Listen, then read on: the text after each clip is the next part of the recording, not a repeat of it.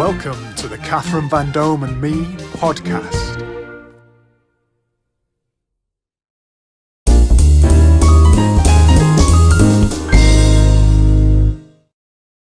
Hashtag hosts and the HQFM quiz and bingo software are proud to sponsor the Catherine Vandome and Me podcast. With HQFM quiz and bingo software, you can use this interactive quiz software at any venue. All you need is an internet connection.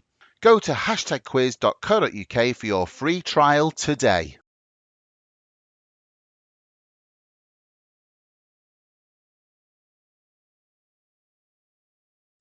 Hello and welcome to Catherine Vandome and Me. And today I'm joined by a very special guest who's one of the funniest stand-up comedians in the business. So funny that I liken him to the late great Eric Morecambe.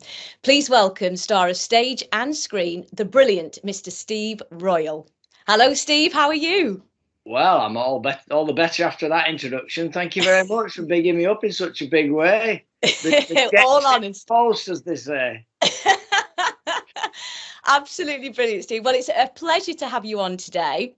And what we want to do is, for those people who don't know you, which is unlikely, you are, of course, star of Britain's Got Talent and various other hit shows as well, and multi-talented, juggling and all these different multiple skill sets that you have, and which makes you, unique, a very, very unique comedian, which I myself, being a stand-up, very much admire your work. So I want to hear all about Steve. You may well have had interviews before, but this is all about you, and I hope you enjoy it. So if you can just tell us a little bit about yourself, what you do, Steve, and then we'll dive back and listen to your story.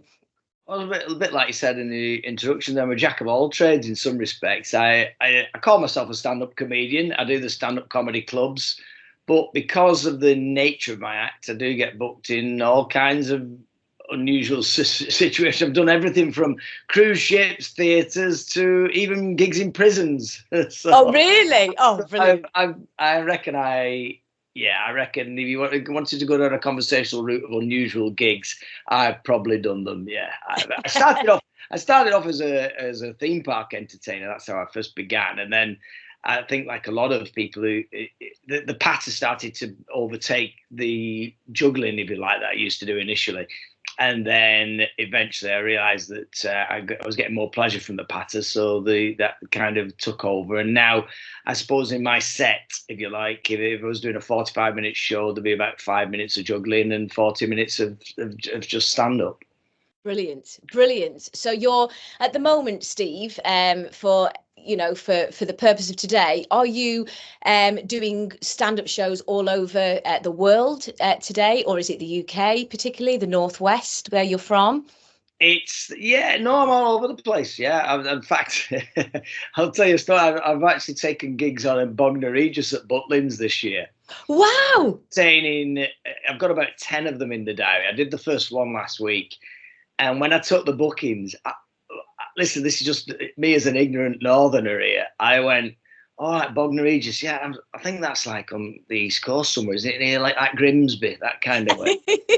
Skegness, I know is that way. I thought it must be somewhere near there. It's not. It's miles away. And I traveled for 6.5 hours to get to that gig last week, and 7 hours on the way back, just to do a 1 hour show. So yeah, I'm all over the country, but not by choice. Not by choice. Well, you're obviously in high demand, so there's areas. More by ignorance than choice. Well, that's brilliant. And I believe you've also today got your own radio show as well. And what's that called, Steve? Well, I do a podcast called Finding Funnies with my good mate Jamie Sutherland. Me and Jamie, we used to do a podcast called Finding Toronto. It was about Toronto Football Club, and we did that right up for about 4 or 5 years, up to the pandemic. And then when the pandemic, all football and things stopped, so it was about finding Toronto FC. We used to follow the football club. And then after that, we thought we missed doing the podcast, so let's do something else. And we call it Finding Funnies. We just recorded this morning, episode 108. Wow, 108. So when did you start Finding Funnies? A couple of years ago, or? Yeah, we did. Yeah, exactly. 2 years ago. Yeah. So 2022 was the first one we did, and it's been going straight. In fact, this week there's a random. You probably know, but there's a chart like the Apple charts.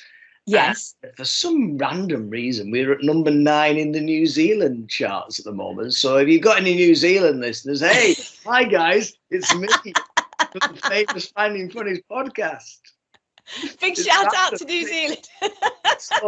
so bizarre that that we suddenly become popular in New Zealand. I haven't a clue why.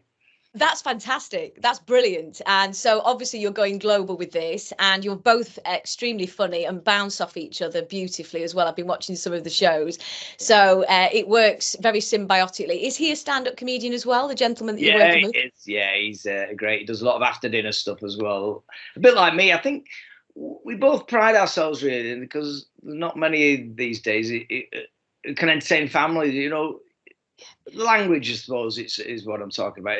We don't swear in our acts, very little. Sometimes you have to do. I think in some of the comedy clubs, it kind of you expect it. But I think the key to anyone and this is good advice for any stand-up comedian who's learning the trade, if you like, use swearing to impact rather than just becoming just part of your vocabulary. Because then if you do just swear every other word or every sentence has a swear word in it, it loses the impact when you want to use it for just that purpose. So yeah, we tend to do we tend to do family friendly, and we're a wholesome podcast is what we call us. You certainly are. And I really admire that about you, Steve. And I'm the same. I don't like using the bad language. I was raised probably like yourself. We're going to go back to your influences, but we were raised with Morecambe and Wise, and that's why I compare you to him.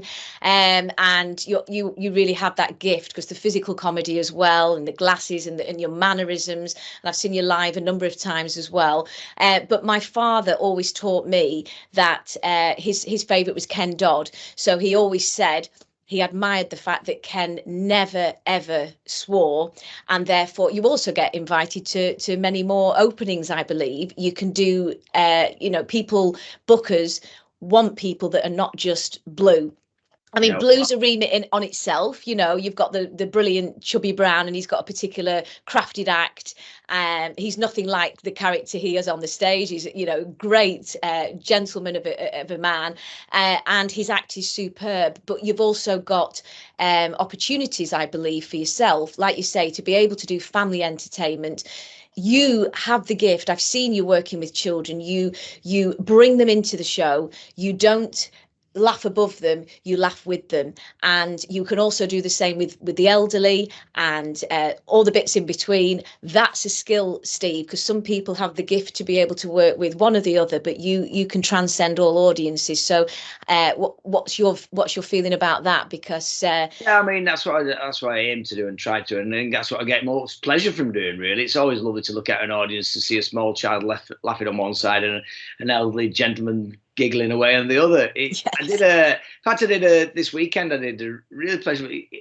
From a comedian's point of view, it had everything against it. It was in a field for a start. I was entertaining at a picnic in the park in my hometown of Chorley for a start. Okay. I don't like doing gigs too near to home anyway, but it was in my hometown. I thought, well, I'll do it. And I went on stage, and it was just wonderful just to see the reaction from, they're all people having a picnic. It was called Picnic in the Park, and there's just loads of kids running around and parents. But I got the attention of about 1,000, maybe 1,000, probably more than that. I had 2,500 people in that field on that day. And it's very rewarding when you do manage to do that. You mentioned Ken Dodd before. Ken Dodd's I always mention Ken Dodd as being my favourite comedian, only in the sense of his longevity. And the fact that he used to always talk about changing style and how comedy evolves and how you have to move with the times. And he did that. He reckoned about every 10 years you have to tweak your act somehow.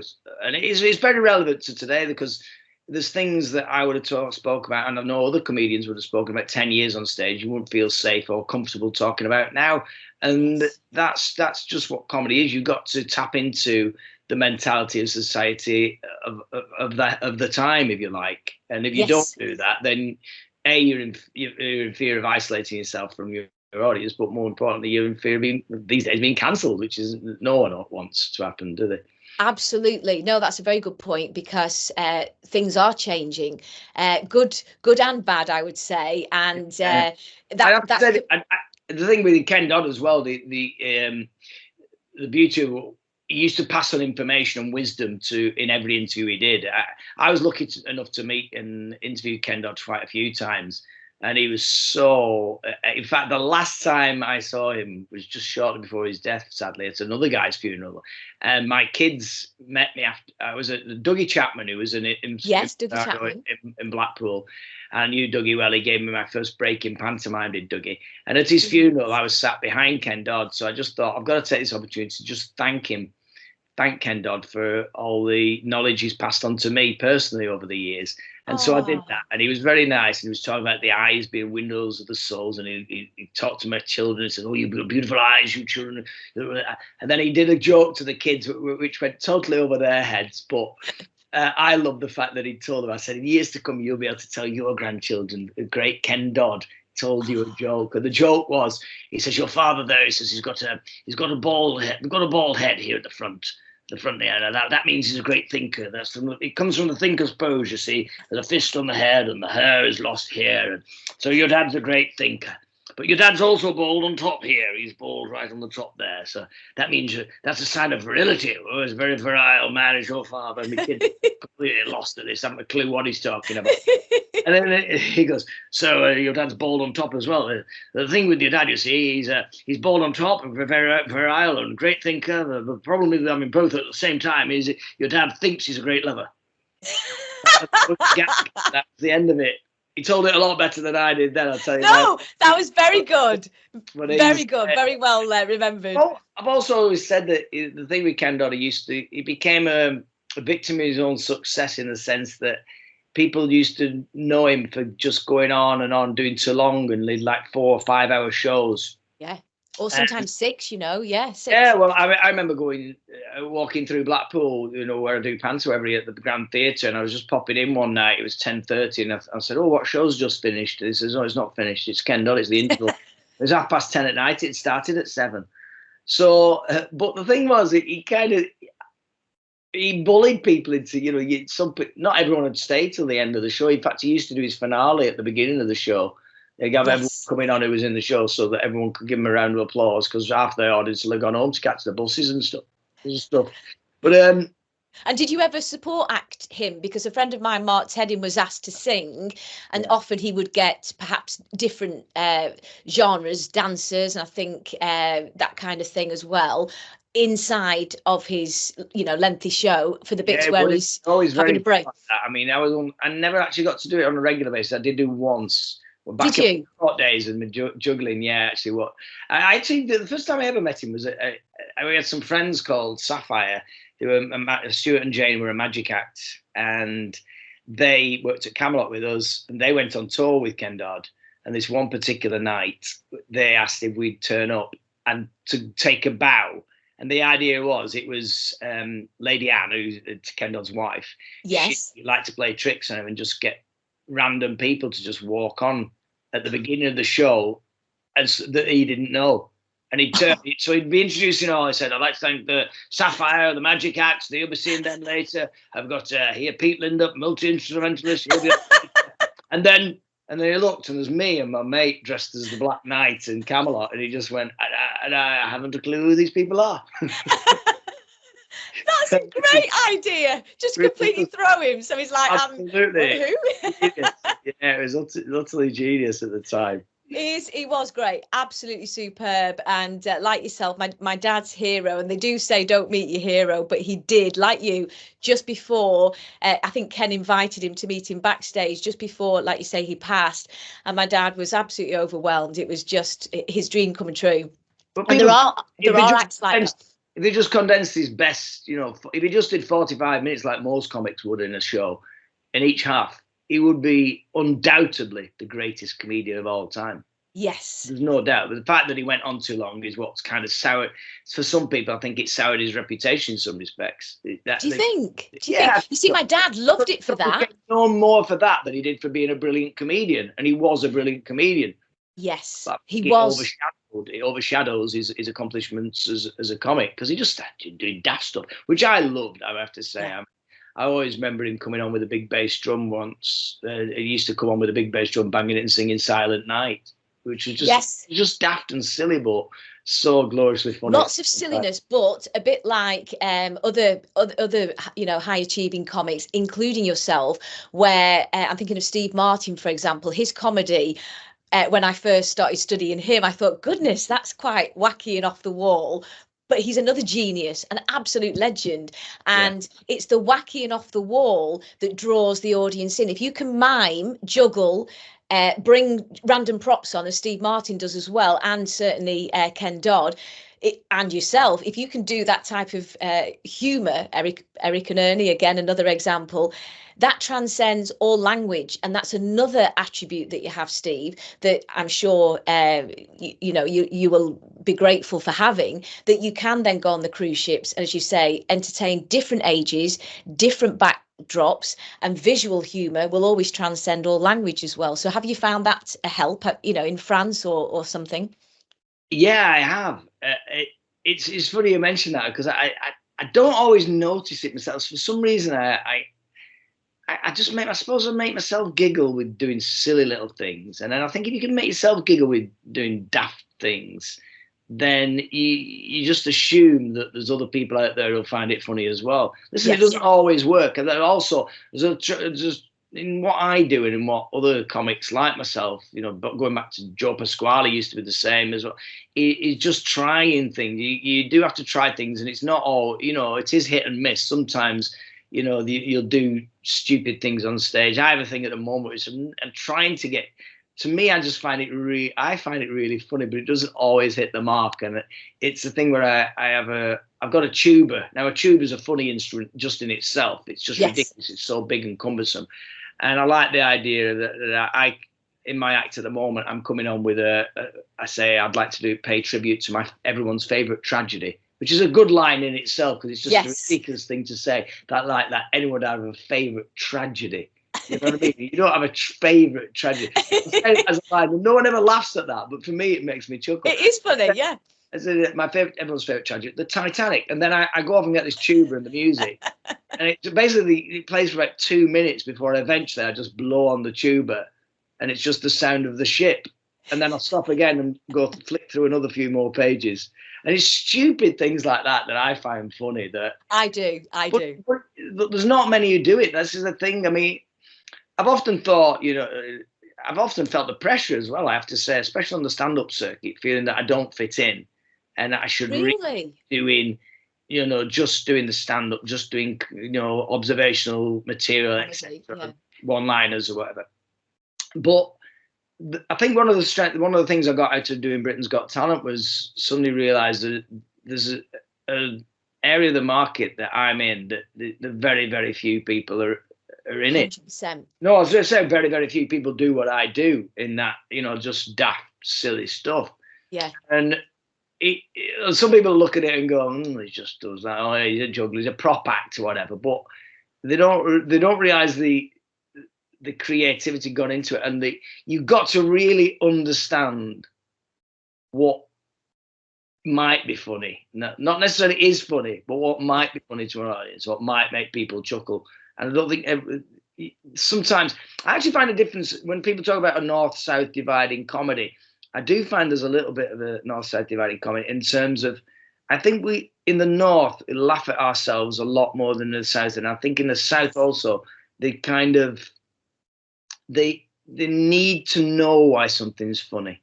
Yes. Explain it. It's an intellect behind it that perhaps we lack. Yeah, I think we can just do stupid things and we'll laugh, and they go, I don't get why that's funny. Yes. You don't need to know why it's funny. It's just made people laugh. That's it. That's the point of comedy. You don't need to know the box ticking, the rule of three, or whatever your input is, right? The pun. You don't need to. It doesn't need to fit a formula.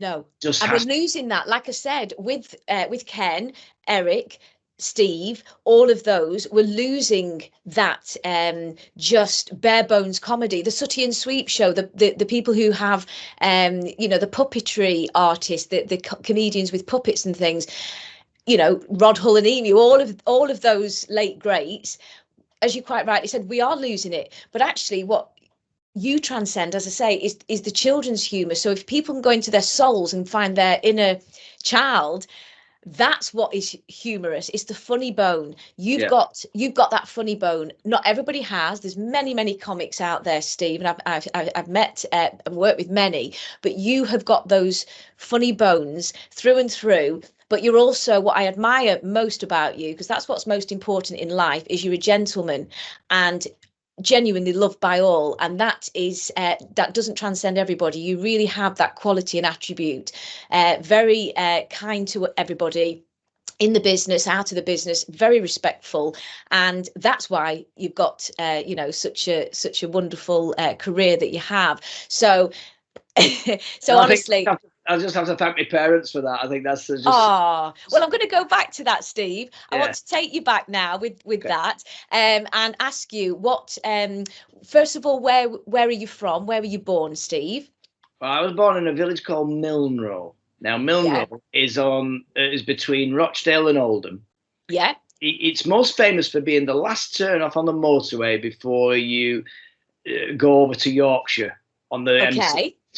Where the famous farm, which I talk about in my act, is the famous farmhouse in the middle of the motorway. It's the junction just before that, rather two junctions before that, and it's the point where the motorway, when it's bad weather, it's always gets shut at Milnrow. So you'll hear it on traffic reports an awful lot. It's basically exit 21 on the M62. That's where I was born, in that village. Yeah. Wonderful. 1968. My goodness, 1968. Oh my goodness. Wow. And what were your parents called? Can we ask? Pauline and Ian, they're still going strong. They're in their 80s now, bless them. Fantastic. They're Pauline and Ian. They were both. My mum was a teacher, domestic science teacher, which was always great growing up. I say it was great. Our meals at tea time used to vary depending on the school year. Yeah. In September, she'd be bringing very plain dishes home because she used to make our tea while she was at school, because she'd be teaching cookery, you see. So in sort of September, she'd be bringing home just basic dishes like a bolognese or something like that, or something quite plain. And then as the year progressed, we were getting more and more lavish meals as her talents progressed in the cooking. Exactly. That's brilliant. As the syllabus progressed, so did our meals being brought home. You'd have a little bit of a rice dish. Yeah, that's great. And then my dad was a college lecturer as well. He was, and then head of department. He went head of business studies at Salford College for Berry College, Rochdale College. He worked at several colleges, but he was a head of business studies.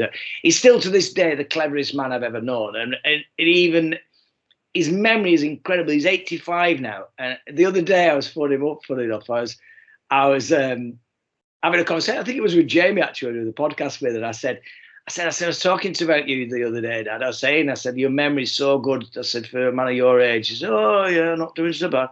And I was saying, for example, if I was to say to you, where did we go for our holiday? In 1970, where did we stop off to on our holidays to France in 1976? I said, you'd know straight away. He said, we didn't go to France in 76. Really? He said that was his nod. That was the year he went up to the Lake District and stayed in that cottage. And honestly, he's got one of those brains, has he? Wow! Incredible. Just absolutely amazing. The guy's knowledge and memory is just remarkable. Wow.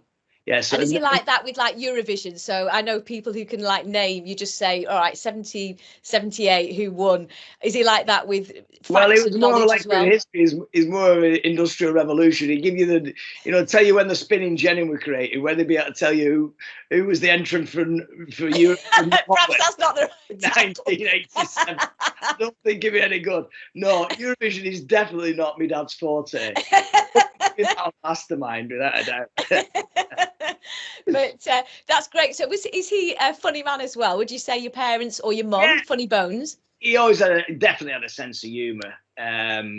I'll give you an example. He's only got one eye, my dad, as well. Okay. It's quite moving. He's written his life story quite recently. It's brilliant. The first chapter especially, it talks about how during the Blitz, he was in Manchester Eye Hospital. That's when he first had problems with his eyes, with having operations. And to be a 3-year-old, back then, of course, parents weren't allowed to stay in the hospital with you. So he was a lone 3-year-old being escorted with basically blindfolded because he'd had an eye operation. So he couldn't see, being led by someone's hand into an air raid shelter in the centre of Manchester as bombs were dropping around him. I mean, these kind of stories are just absolutely incredible to think that he got through that. But later in life, when he finally had his left eye removed. And so growing up as a kid, I had a dad with one eye, and he used to proper play on it. We were mischievous, me and my brother, for whatever reason. He'd come upstairs and says, right, enough of the talking now, kids, get to sleep. And then he'd take his eye out. He used to take his glasses off, and he still does it to this day. He'll pop his eye like that, his left one like that, pop his eye out, and take his eye out, and then he'd put it next to us on a pillar and go, right, I'm keeping my eye on, and then go down. Brilliant. I also remember having a friend round once whose mum phoned up in the middle of having a meal with us, and while he'd been discussing my dad's eye, he'd been fascinated. So my dad had been telling him about the story of how he lost the eye, etc. And then while this lad was on the phone to his mum, my dad removed his cherry off his trifle. We had individual trifles that night. He moved the cherry and put his cherry and put his eye on top of the trifle. So when he came to this kid, he just like that. Oh! So what was it? It's a plastic eye, is it? His dessert was staring back at him. That's fantastic. So he would he do like little sets for you? Some entertainers have parents who used to perform. Go on. Well, funny enough, there's a bit that I've done in my act. It's been stolen by quite a few comedians, I have to say. I won't name names. Some very famous ones have done this. Yeah. But it all came, the origin of this, it's my animal chorus. Now, I don't always do this. I sometimes do it at holiday camps and stuff. It's a great warm-up. Again, I do it when I do TV warm-ups. I always do it then because it's a great one to get all the audience chattering and giggling away. And it stems from family parties. My dad and my Uncle Roy, he used to live in Meltham, which is just outside, just on the Yorkshire border. And we used to go up to, he had a farmhouse, and we used to go up for a family party every Christmas. And at the Christmas party, my Uncle Roy and my dad and my Uncle Mike, they'd split all the family up into different sections. So we'd have all the grandmas would be on the settee, and then all mums would be on some hard chairs at the back. Kids would be all sat on the carpets in the front. Uncles would be stood at the back. And then we'd all get given animal noises to make. So all the grands, they'd be like sheep, so they'd all have to go bah, bah. And then all dads at the back, they'd have to be dogs, would go woof, woof, woof. All kids would be at the front going quack, quack, quack. And then what my uncle used to do, and my dad, they'd go through Christmas carols and conductors. The singing the words would make the noise of the animal just gave us. So when I do this, the only reason I do a good King Wenceslas, whatever time of year, because I know it fits. And basically you start conducting everyone. Now you go, woof, woof, woof, woof, ba, ba, quack, ba, ba, quack, quack, woof, woof. And that's what we used to do every Christmas. So yeah, it's that's funny that brilliant. Years later, when I started working at Camelot Theme Park, it was the first place I ever did it. It was mainly because it was 2,500 people. And I thought, you know what? To do the animal chorus with 2,500 people is going to be incredible. And since then, I've done it in some amazing places. But yeah, it's always goes down so well. And this is your what you're saying is this is your ownership, because we know comics can take bits and pieces. It's always a hat tip to you, Steve. If you see someone conducting people going moo bar and quack, you know it's mine. That's your, well, there we go. You heard it here today. It's mine. It's my Uncle Roy, my dad and my Uncle Mike should take. Oh, and are they all brothers, by the way? Is it your dad's brothers? Well, that's my dad's uncle. Uncle Roy was up, but he was a lot younger, so he's similar age to my dad. He only died a couple of years ago, Uncle Roy. Uncle Roy, and then there's my Uncle Mike, who's my dad's brother. Yes. Yes. They're still going, yeah. That's fantastic. So obviously Dad was a big influence there. Your mum's cooking your dinner, so you're getting well fed from both comedy You would think and. so, looking at me, wouldn't you? I'm a stealth-like person. Yeah, I'm not roly-poly comic Steve Royle, am I? No. Very That's rarely good. do you see that on the posters. That's fantastic. And you basically, as a little tot, Steve, can I ask which school you went to? I went, well, the first school I went to was Morehouse County Primary. Morehouse County, Right. which I get reminders. One of my closest friends in the business is Justin Morehouse. And every time I speak to Justin, I always think of it. It's funny having a friend who reminds you of your childhood. Of your school, yeah, named after. You know him just because he's got the same name, yeah. So Morehouse County Primary School. And that's where I suppose I first realised I was funny. At first start, I used to be a little bit of a class joker, but I think that stems from having parents who were both in the teaching profession, because I didn't view teachers as some, Respected, yeah. Yeah, you know what I mean. I didn't feel they were, figures of authority. They were my mum and dad, so I knew underneath they were human, so I could do silly things. I used to always make my teachers laugh. From a very early age. I must have been. Well, I remember doing it at the age of 7 or 8 year old, doing Donald Duck impressions. I used to do it in class, and if ever I got told off, if I got shouted at for doing anything, I'd just go, "Nobody's perfect. I'm sorry, miss, but nobody's perfect. I'm trying my best. I'm trying my best. Please don't shout at me. I'm sorry. I'm sorry." So when Where did that voice come from? That's incredible, Steve. To this day, I don't know how I learned to do that. I don't know how it came from. But also, when I was at Morehouse, that's when I was first cast. They did a school play. The year 5, I suppose. Was it year 5? Yeah. Year 6, isn't it? Year 6 for the play, yeah. In junior school. And they always used to do a play for the rest of the school at the end of the year. And I got cast as Rumpelstiltskin and Rumpelstiltskin. And I still to this day remember the lines I got given. I used to pop out to the floor and go, "Hello, pretty lady, why are you crying?" And I did a silly voice like that. I got my first laugh and I went, "Oh, I like this." And that's how I think I got addicted to comedy, I think. That's incredible. Well, it's incredible that you mentioned Rumpelstiltskin, because in my book that I've just written, which is out soon, I was the only child in the school where my mum was asked by the teacher, "Mrs. Vandome, is there a reason why Cathy hasn't paid a £1 fee to watch this year's school play? Are you having financial difficulties?" And my mum said, "No, I've given her the £1. What are you talking about?" And the teacher said, "Well, there's a play coming and it's on tour." Could have been starring you. Play coming and it's on tour, and I just want to to say we haven't yet. She's the only person in the whole school that hasn't paid the £1. And my mum said, "What's it called?" And the teacher said, "Rumpelstiltskin." And my mum said, "That's exactly why Cathy is absolutely terrified of Rumpelstiltskin." So it's just incredible that you'd mentioned that, because to me that sort of brought a bit of fear. So that you played that role is just, oh my goodness, that's incredible. You weren't scared then? You weren't scared? Yeah, well, I'm less scary now then. I'm glad I should have dressed up as Rumpelstiltskin to do it. That or Wurzel Gummidge and you'd have had me.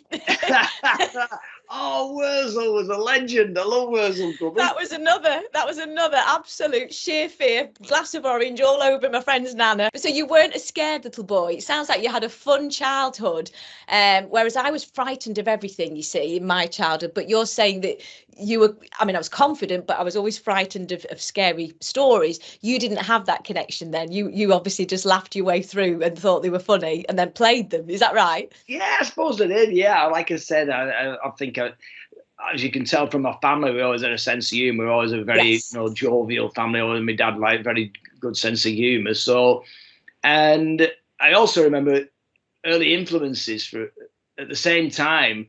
The only tapes, it was all tapes, of course, back in those days, we had on car journeys, we had 2 tapes in our car. I don't recall my dad ever having any other music. And the 2 tapes were, number one was Hooked on Classics. Yeah. which I don't know if you remember. It was just basically someone with a drum beat who put on classical records and just go, doo, doo, doo, doo, and had a drum going at the back of it. So it could be anything. No, no, no, no, no, no, no, no. Doo, doo, doo, doo, doo, doo. Yes, he was. It was ridiculous. So we used to listen to that on car journeys. And the other one was the Two Ronnies. We saw, and I still to this day know most of the Two Ronnies tracks. Have you heard about young Manly and the annual dinner dance drunk? She got silly clock, found a knickers a mile away in Harrow, wrapped round her marrow on a wheelbarrow, marks half a crown. Hurry, hurry, hurry, I've got to go and cook a flan. My husband Keith has lost his teeth. I still remember the lines for years. Wow, because we also were a funny family, and we watched the Two Ronnies as well. For me personally, the Phantom Raspberry Blower, and I didn't know it was. Yeah, I didn't know who was playing that at the time. David Jason, how brilliant! And yeah, the Phantom Raspberry Blower of old London Town was one of my favourites. As a little child, I'm sure you agree. absolutely. Though again, that's visual humour. Another, what on earth is that about? He just runs away, doesn't he? And then Just the Phantom Raspberry Blower. Open his cave. Yeah. Open the cave and just go. And he goes, "Hey, I want to word with you," and then runs the other way. Yeah, that's it. I remember running around schoolyards saying exactly that, doing that. Yeah. Yeah, I want a word with you. Hang on a sec. So we've got little Tinker here, Steve. There we go. You wave to Steve Royle. Idiot. I'll go and get it. I've got a Cocker Spaniel. He's in the other room. Oh, so what we were saying, we were basically talking about your influences. We had the Two Ronnies. How funny. Somebody Cocker Spaniel just walked in. No way. Go on, bring him on. Let's have a wave. Come on, say hello. Come on, man. Here we go. Can you see? Who's that, Gina? Who's this? Can you see the doggy? See if they react. They sometimes do. Who's that? Who's it? Look at that. There we go. Mine's more of a hamster, Steve. No, this one's just an idiot. Gorgeous. What's your dog's name? Gino. Gino, come here. I'm just worried because if he gets upstairs, he nicks all socks. I've had to have it operated twice because of it. He's eating socks. Doesn't mean anything. Right, that's got rid of him. Right, back. You're all right. It's very relaxed. It's a cup of tea and a chat. So, you were saying about the Two Ronnies and Ken Dodd and all your sort of different influences, which is great. So you went to primary school. You suddenly in year 6 sort of came alive. You played the most frightening role in my life, which is Rumpelstiltskin. I can't believe you said that. And then in high school, obviously, you then went to high school. What did you have other sort of sports interests as well? Because you got very good physical comedy. Yeah, funny enough, football. I mean, I was always a good footballer. I always wished I believe I could have been a professional. Yeah. If it wasn't for the teachers' strikes, which were prevalent in the 1980s. There were a lot of teachers' strikes, and so after school football just never happened, and I never went to join the local teams or anything, not till later on, really. Sort of in my later teens that I started to play at sort of Lancashire Amateur League sort of level. I used to love football. Still do. I still occasionally play in charity matches and stuff like that. I'm certainly not as good as if you watch me now. No, but are you the person, if I'm right, did you do a TV football game? So I played in a match. Yeah, you would have seen me. Yes, there you go. Just to remember, it was broadcast live. Yeah. The match. It was to remember the victim of the. In fact, I've done it for the last 2 years. It was back on again. This year it's on at the end of July, and I did score a goal. So you've probably seen. So. You've probably seen the video clip of that goal with with me being held aloft by 2 members of the band Blossoms. Oh, and I think it's Adam Thomas from Emmerdale comes running over, and Danny Miller, who's a mate of mine as well. It was the most surreal moment, but I did do a cracking goal. Were you a goal shooter, Steve? Are you a goal shooter? I used to be left wing. I was a nippy little left winger. I was. Used to play on the left wing and stuff. So that was my first love, but. At the same time, I about the age of, I think I was like 13 or 14, during a Wakes week, the Wakes weeks in the north of England are traditionally the two. You used to get 2 weeks holiday in June, July sort of time, and traditionally where the mills all shut down and they used to repair the stuff and all that. That's how seaside resorts in like Scarborough and Blackpool and St Anne's and places like that. That's how they grew up as seaside resorts through people visiting during Wakes weeks. And this week they have a Wakes workshop at the Oldham Coliseum Theatre, which sadly shut down last year. Fingers crossed it might open again soon. We don't know. I went to this Wakes workshop, and during the Wakes workshop, I got introduced to members of the Oldham Theatre Workshop, which was a more permanent thing. And then I joined that. And at the time, there were people at the Oldham Theatre Workshop, young people who were doing really well getting into Coronation Street. Anne Kirkbride was in Coronation Street. Yes. She was on the first tube way before I was there. But then as I was there, I think I did my first show with Michael Turner, who became Michael Lavelle. Everyone knows him as. And Sally Ann Matthews was another girlfriend of mine. Yes. We were at the Theatre Workshop together. Sue Devani, Anna Friel. Yeah. Who else? Kelvin Fletcher was there as well. These are all people who. It's mad to think of the number of successful actors who came out of it. So, having parents in education, that was always going to be the education. So, when it came to me actually going off and doing A levels and eventually going on to university, I wasn't really encouraged to proceed in that direction. So I did a degree in economic and social history instead. But when I came out, that's when I realised then, I knew that this was what I wanted to do, was to perform. I just wanted to clarify, what was the name of the school that you went with these artists with, sorry? Well, that was the Oldham Theatre Workshop. Oldham Theatre Workshop, it was called. Right. Yeah, look it up and you'll see so many people went there. It was a brilliant introduction into professional theatre. I mean, the guy who ran it, there's no way to get away with what he used to do back then. David Johnson, he was called. I mean, he'd swear in front of all the kids and it wouldn't give it. He was brutal as well. If a kid arrived late, bear in mind, he used to have like 500 kids in some of the productions. I did Bugsy Malone. I was Bugsy Malone in Bugsy Malone. And I've seen people arrive 5 minutes late for rehearsals and just get, right, go home. You're not part of the group, and get banned. And how old would you be, Steve? I was about 14, 15 then. And I was so there till for that young age, that is pretty brutal. I've seen artists like throw books and things in our generation. They don't know they're born today, do they? I always wanted to say that in my 50th year. I know. It's incredible, isn't it? Really, what we used to put up with, boardrooms being thrown at heads and stuff like that. Just literally at the head. Not I'm going to miss you, but I'm going to get you. So the discipline was there from age 14, and in many respects, that is a fantastic sort of foundation for our generation. The hard knocks are what kind of encourage you on. Did you have full self-confidence growing up, Steve, or did you have moments where you had self-doubt, or any situations where you thought, I'm not good enough? Did you ever have any doubt? For anybody that's aspiring, it's not as easy as it looks. Yeah, I just think the social pressure. It's a weird one, isn't it? People often ask you, is it easier for young comics these days? And in some respects, it's harder because there's so many comics about. The competition's tougher to get into the business, if you like. But then the other thing that we battled against was the fact that it just wasn't considered a job. It just was. There was you could keep rhyming off names of comedians now, because they're on the telly all the time. There's comedy panel shows with so many. Back in our day, there was the comedians on telly, and that was it. We certainly didn't have stand-up comedy clubs as we know them now. No, they didn't. So to actually get gigs and to actually consider it as a career was laughable, really. And that, like I said, that's why I didn't even consider it. The only reason I ended up doing comedy. It was through the juggling, through my juggling at the theme parks. And like I said, the Patters then took over.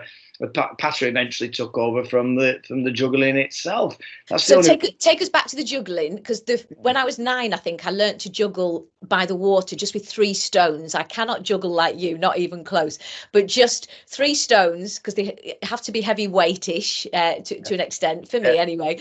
And so that's where I don't know how I did it, but I self-taught, so I could just do all 3. Now that's just 3. That's nothing comparative to yourself. I can now juggle lemons for an odd gig, but I always smile and sort of hat tip you and think this is nothing compared to what you can do. You know what? You mentioned lemons there. When people ask me, you know, I'm doing some classes tomorrow, funny enough. I'm going down to Lincolnshire to it's called Festival of Friends, and they're for kids who have got parents in the army. I'm doing some juggling workshops for them. And the first thing I said to them is, get oranges, or lemons. I said, because you go in the supermarket and you'll find that's the only thing you can get that you can search around and find some that fit your hand perfectly. Yes. So you got small hands, get some small oranges, and then they're absolutely perfect for learning. Aren't they? The weight and everything about them is absolutely bang on. Do you know what I mean? So if you want to learn the juggling skills, I taught myself as well. Funny enough, with oranges. Did you as well? Did you start with 3? I wish I'd been 9. I wish I'd learned a lot younger. Oh no! Look at what you can do, Steve. I mean, I'm really just. Again, that was just fortune, really. I was so fortunate. I've always said this. I think most, if not all, comedians and certainly actors and anyone in the entertainment professional can break down their careers, however successful they are, to a series of lucky breaks, lucky things that happen to them. And I'm no exception. I learned to juggle the basics whilst I was revising for my exams at the university, whilst I was studying economic and social history. Did you? As I was doing my dissertation on the theories of liberalisation and the labour aristocracy with reference to events in Rochdale between 1840 and 1870, I thought, this is boring. I need to do something to spark this up. So I learned to juggle. And what did you juggle with, Steve? What did you use? The actual books themselves or the teachers? Well, hey, it was a girls back then, you know. I was young and virile back then, Cathy. So I learned to juggle. But then when I left university, obviously with a degree in economic and social history, there's no jobs. And I ended up working in a bar. But the twist here is I was working in a bar and a guy came in one night, and this was at a time where I was thinking, should I try and get back, you know, I'd had an acting agent. I thought, should I try going back acting? I thought, well, I've not got a degree in that now. I'm not really qualified. And a guy came in and said, look, they started doing circus skills in a circus company called Skylight Circus. Jimmy Riley, I'll give it a name check in. He was a lovely guy, and he'd set up these just one night a week in a local school, and he'd just basically, you go along, he'd set up all his juggling equipment, you'd pick up what you wanted to have a go at, and you'd have a go at it. And I tell you, who was there at my very first session, and this is how I say is the person I've known more than anyone in the business, is Martin Moore.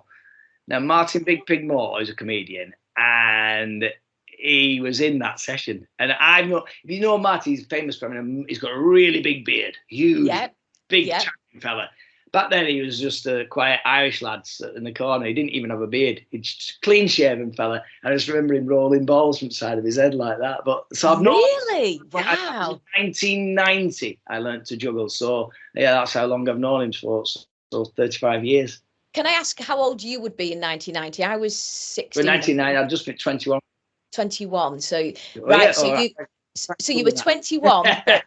My goodness, 21. And you what did you start outside? Were you sort of outside somewhere just having a go with the juggling? Where I know I was by water's edge, you see. Can you remember where you were? Yeah, well, I used to practice in the garden a lot. And then within 6 weeks of learning, this is what was crazy. I got a job. I applied for a job as a performer at Granada Studios tour, and I got the job. Yeah, I got the job. There were like 2,000 applicants. I got the job through lying. I told them I was at circus school. This is one night a week. I told them I went into time work. I said, and I can tightrope walk across your buildings here. It's like eight stories up, like I'm going to do it. But they believed me. And I got the job. Weeks into the job, they came up to me going, "We're thinking about this tightroping you mentioned in, when you came here for your interview." And I went, "Oh," I said, "Oh, I've looked into it myself." I said, "The insurance is going to cost you millions." So what a great response. So that book, that's fantastic. There's a boss, funny, a guy called John Williams. Now, John Williams went on to become quite a big football chief executive. He was chief executive, I think he was at Man City for a while, but he was also at Blackburn Rovers. And John Williams, quite a powerful character, a very successful businessman. But he used to have an office on the 8th floor of the Granada Studios building, where I used to work at the Tour. And the tour basically took people around Coronation Street and various films. I've been on it. It was great. Yes. Well, my job was just to stand there juggling and entertaining people as they came in. And if ever he looked at, so what sometimes I'd do, I'd used to, get all the costumes and go inside and entertain cues if it was a rainy day. And he used to get really angry with this. If he couldn't see me through his window, he was mad. So some days I'd be stood on my own in the rain, just juggling. Yeah, but the advantage of that was I was being paid, and I used to be 8 hours a day on the street. I was being paid to practice for 8 hours a day. Wow. So my juggling developed so quickly that most people probably, if most people are doing 2-3 hours, you're lucky. If you've got a normal job as well, probably less than that. If you were practicing an hour a day, well, I was doing like, a week's worth of, practice. You're getting paid to practice. You're Exactly. getting paid to practice. That's incredible, Steve. And at the same time, there was a magician there who taught me a trick. They said, if you get a ping pong ball and you put Copydex on the ping pong ball, throw it up and catch it on your nose. So you put a bit of Copydex on your nose and you land it on and you balance it. He said, you get a round of applause. People think you're balancing a ping pong ball on your nose, and you take a bow and it's still stuck on and you get your first laugh. Yes. I used to do this, but the thing is, the Copydex, the glue on the ball on your nose would just wear off after a couple of times. So I'd just be stood with one ping pong ball. So what I used to do, I used to just throw this ping pong ball, catch it in my mouth. And then I realised I could fire it against the wall. So I'd spit the ping pong ball out and catch it against the wall. And then I thought, I wonder if I could do this with two. So I got another ping pong ball. And then I started to spit a couple of times. And spent months and months and months practicing that. And now when you see my act, that's really what people know me for. But I do. There's two things that I'm kind of become famous for, and that's the guitar juggling and the ping pong ball spitting. And like Vandome, what you can't do with a ping pong ball isn't worth knowing. There are some ladies out there who make a wonderful double act with. Bad taste in several people's mouths with that. But it's what I like is as well, if I can say, you have this fantastic sort of I'm weird looking, aren't I? No. A frame where, is it like a lack of collagen? Because I've got a genuine illness, Steve. The reason I say this called Ehlers-Danlos, and I make it into a joke, where we have a lack of collagen. And I was genuinely watching you with this enormous amount of ability to put things in your mouth and expand. And they do say, when I was diagnosed, it's a lack of collagen, which means that your skin can expand beyond. So what is it? I don't want to medically diagnose you with something you don't want. You know what? I've always wondered when I first did it, I think it's like anything. You can do something and always have.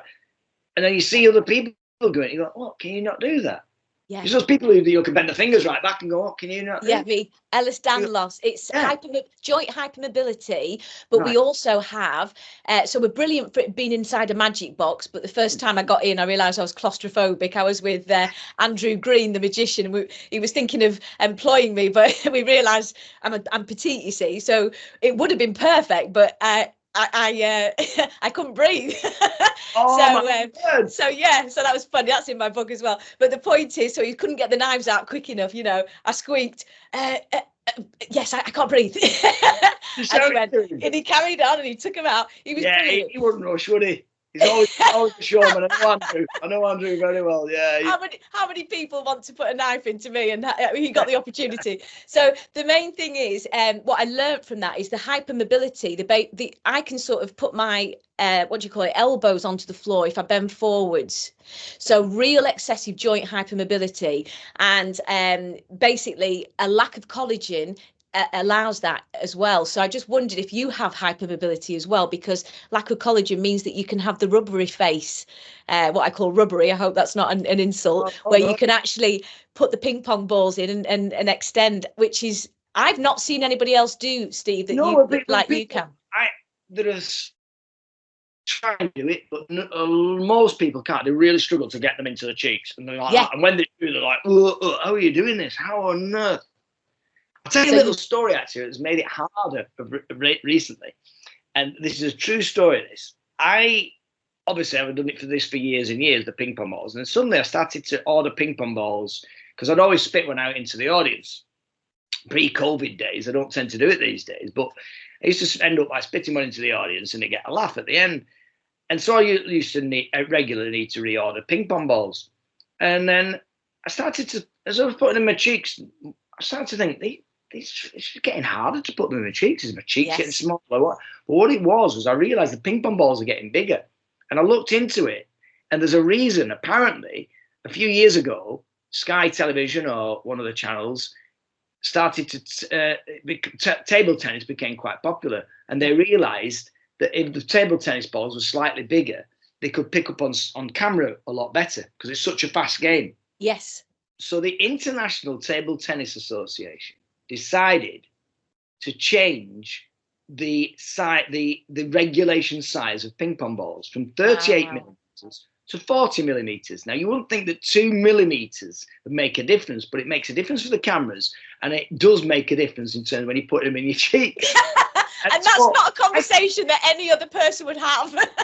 Not at all. Not at all. But what was mad is I then struggled to find anyone that would do the old size ping pong balls to make it a little bit easier for me. I can do it with the ball, but I can't. I can get 4 in at once. So I get 2 in each cheek, 1 at the back of my throat and 1 in my mouth. And so that you just see that basically is what you see. But when the 40 millimeters, that extra, you could just see the extra ping pong ball, if you like. And it was annoying me. And then eventually I found a supplier in China that still did the 38 millimeter ping pong balls. So I ordered thousands of them, and they're in the garage now.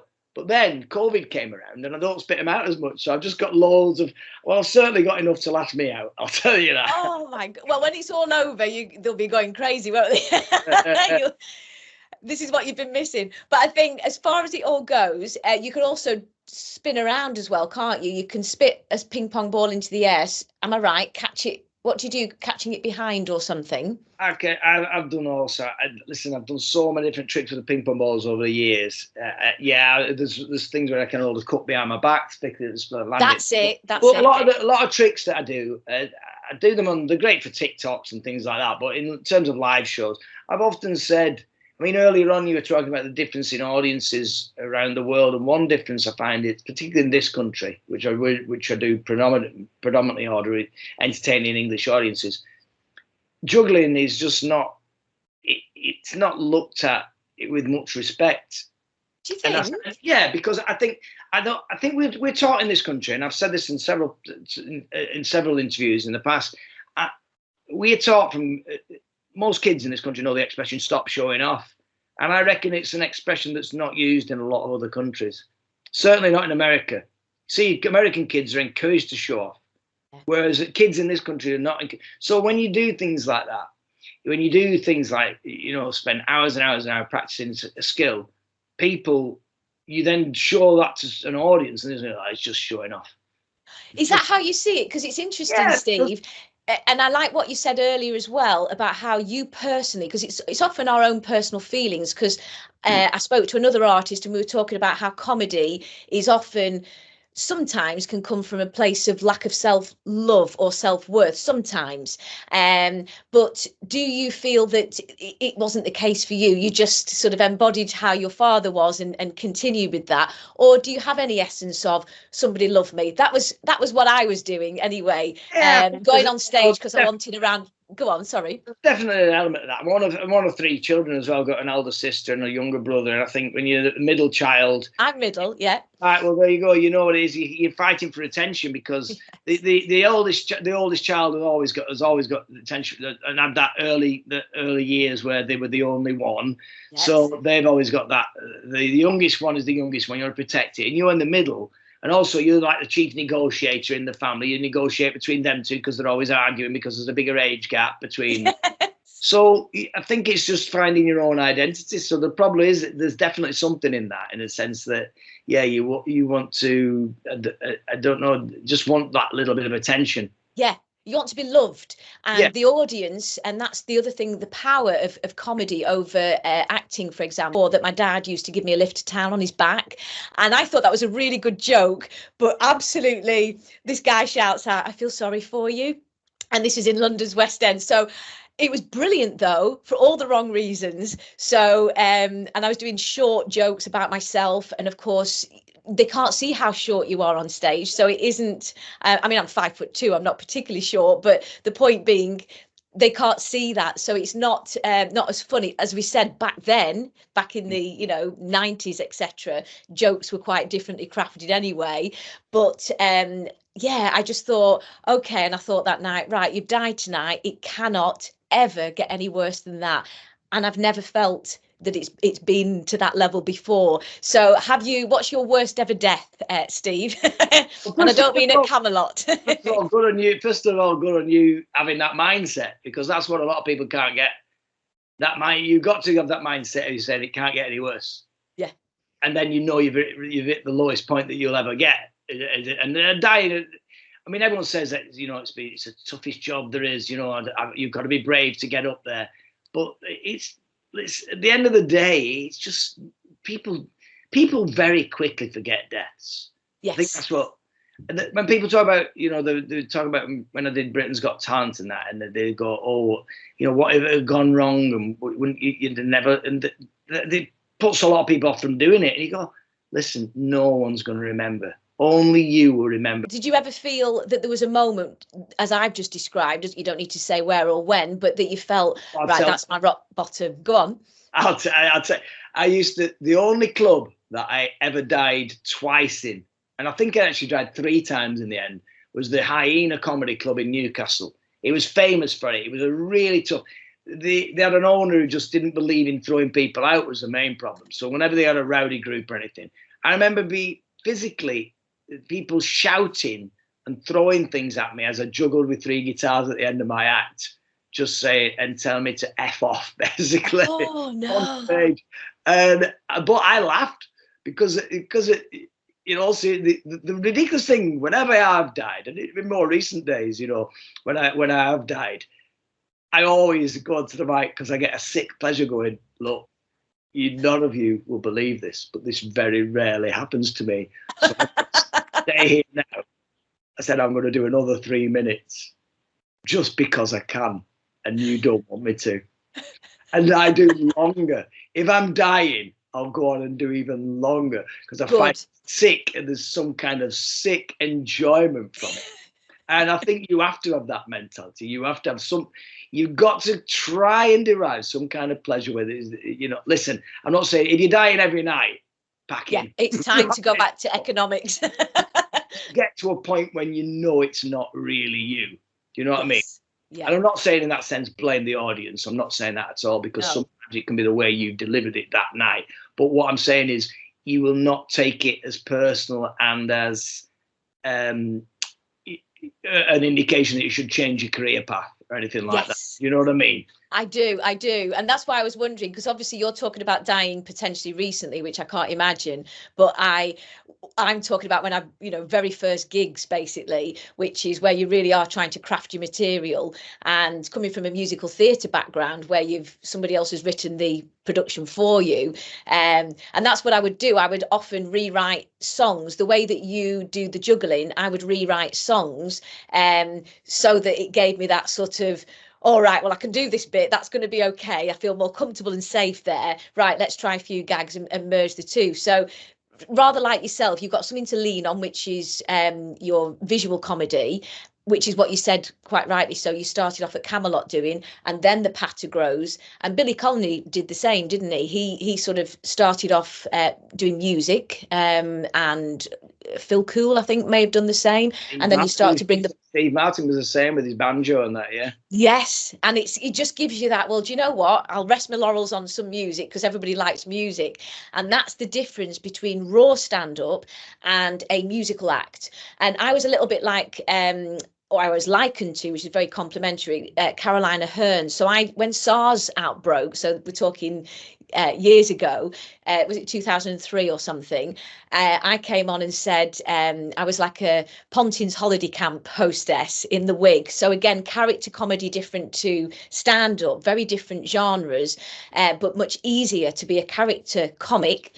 And Carolina Hearn said the same, much easier to put on a wig and glasses than it is to be raw, which is what you're doing. You're doing the raw, just you, and that's the hard bit.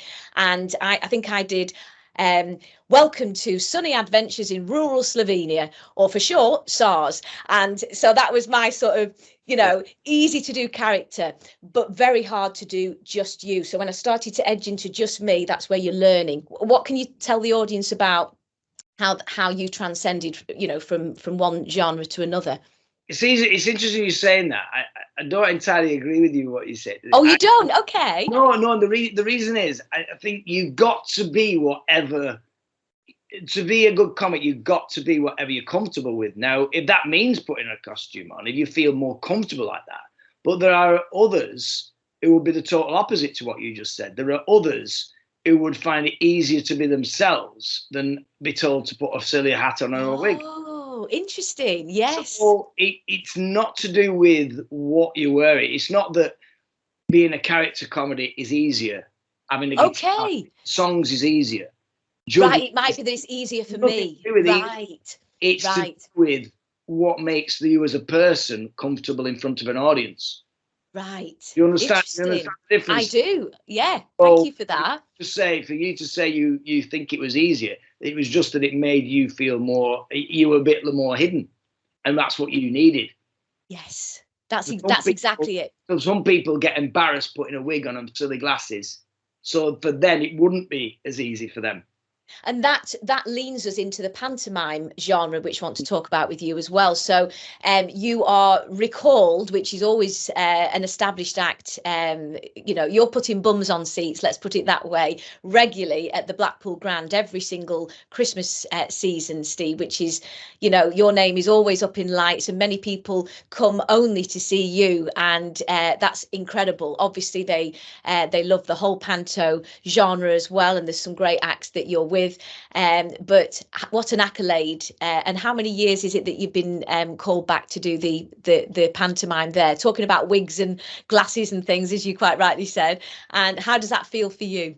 Oh, every year, I say every year, it's my favourite time of year. It's one of the reasons I didn't do Britain's Got Talent for so long. I was being asked for years, but it was because that's the time where my ego gets massaged, because like you're saying, there are people who come back every year just to see me do the pantomime. 21 years is to answer your question. 21. This year will be my 21st pantomime. Last year I did my 1000th show there, my 1000th pantomime, and the beauty of that place. I mean, despite the audiences are fantastic. Everywhere in Blackpool, it's a notorious place for variety entertainment in itself. But the beauty of it is such a beautiful theatre as well. I'm just so lucky, really, to be able to call that my home every Christmas. And it, like I said, it's what my kids and my family, it's all I've ever known. My daughter, my eldest, who's now 21 and studying fashion in London, she learnt to walk in the backstage at the Grand Theatre. Oh, that's great. That will be in 2003 when I first did panto there. She was about 10 months old and she learnt to walk, and that's how I always know how many years I've done pantomime there, you see. That's incredible. No. And did you have a favourite? Was there any particular year that was something that's a memorable favourite?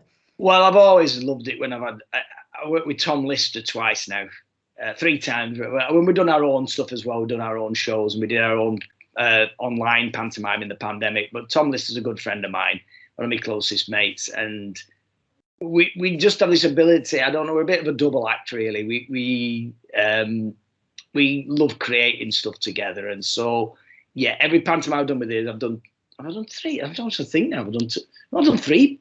Yeah, I did 2 Peter Pans with a gap in between them of several years, like 10 years between them, I think. And then more recently, last year, we did Aladdin together. Yeah. We did the online pantomimes as well. Oh, so, fantastic. 5 in total. So yeah, any pantomime. But then there's other ones as well that have been noted. You know what?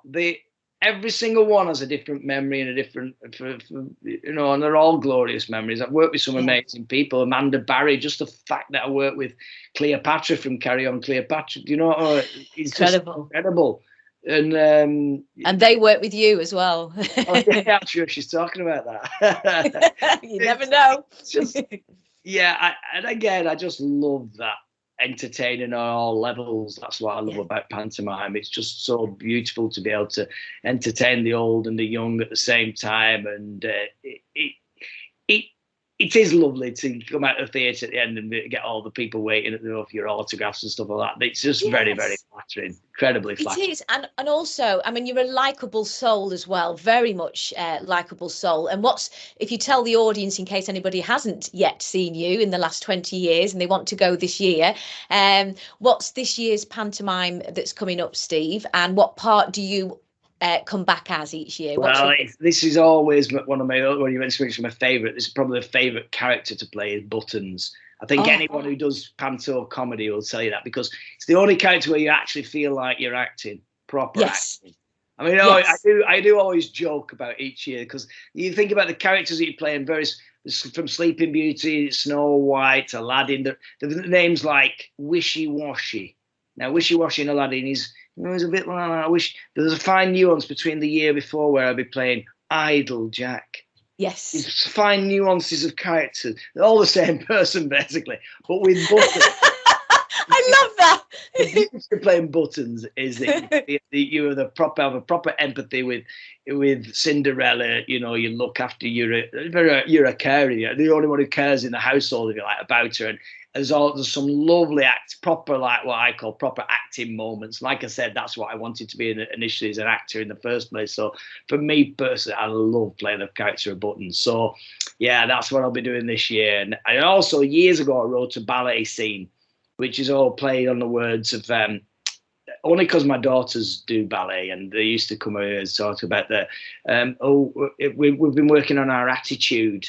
Now, attitude is a mood, so you go, well, attitude. So obviously there's so many French phrases and stuff like that you can, and the dress itself, I have a lovely line. There's always one girl who's a bit big for her dress. And one of the chorus girls will always be a bit big for her tutu. And I always just said to the ballet teacher, what are these dresses called? What are these dresses called? And she goes, it's a tutu.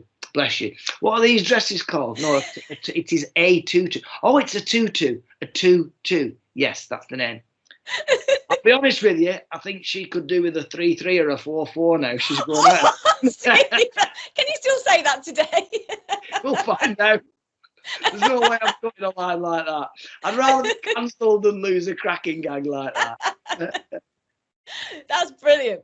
And can I ask you as well, where do you get your, comedy from? It's got to come from somewhere. Do you sit and write? I used to have like a little diary and take it everywhere and jot things down, because there's always something day to day, sort of very Peter Kay-esque, where you sit and you jot, bits and pieces down that are happening, observational things.